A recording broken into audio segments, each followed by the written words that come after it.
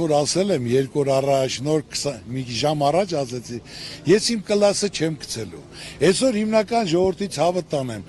Ժողովուրդը ցանկացած մարդու գնահատում է իր արած գործով։ Ինչա արել։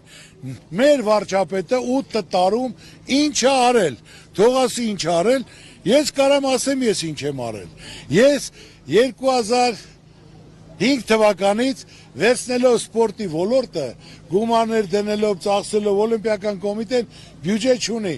Իմ անձնականները դրել եմ, կայացել եմ, զարգացել եմ, դպրոց եմ կառուցել, թոշակներ եմ նշանակել, գույք եմ առել, գնացածներին հետ եմ բերել եւ այսօր տարեկան 800-ից 1000 մեդալ Եվրոպա, աշխարհ եւ օլիմպիական խաղեր, որից 25%-ը ոսկի է, դա իմ ազգին ճանաչում է տալի, դրոշն է բարձրացնում, հիմն է հնչեցնում եւ կարամ բոլորիդ ասեմ 2015 թվականին, որ աշխարհի օլիմպիական կոմիտեի նախագահ Տոմաս Բախը եւ Եվրոպայի օլիմպիական կոմիտեի նախագահ Պատրիկ Հեկեն իմ մոտ հույր էին եկել եւ ինձ դիմելով, որ ես օլիմպիական ընտանիքի անդամ եմ, կազմակերպենք պատերազմի ժամանակ Բաքվում կայանում էր Եվրոպայի օլիմպիական խաղեր առաջին, որ մեր պատվի խնդիրն է միայն դու կազմակերպես, որ մարդ ուղարկենք։ Ասի ինչ երեխա ուղարկեմ, իմ երեխաներն են, եթե դուք խոսք եք տալի, երաշխավորած, որ թուղթ ես գրում Տոմաս Բախին, որ գան մի հատ մաս չի պակասելու,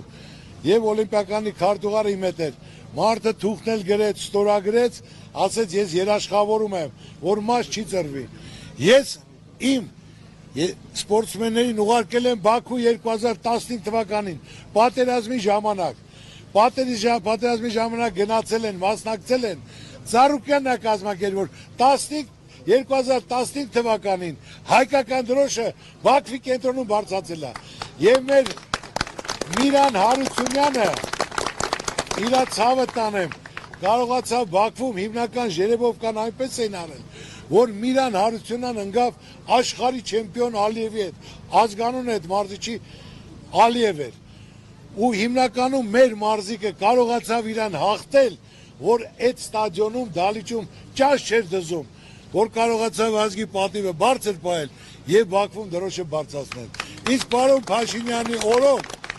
միայն ու միայն դրոշները վառելով, տրորելով կամ մեր հերոս տղաների դիակները դրոշների մեջ փաթաթած են բերում։ Այսօր մեր սպառնալիքը Հայաստանի հիմնական Ալիևն ու Նիկոլ Փաշինյանը, թող այդքան բան ինքը լավ լսի, անտեղի չներվայնանա։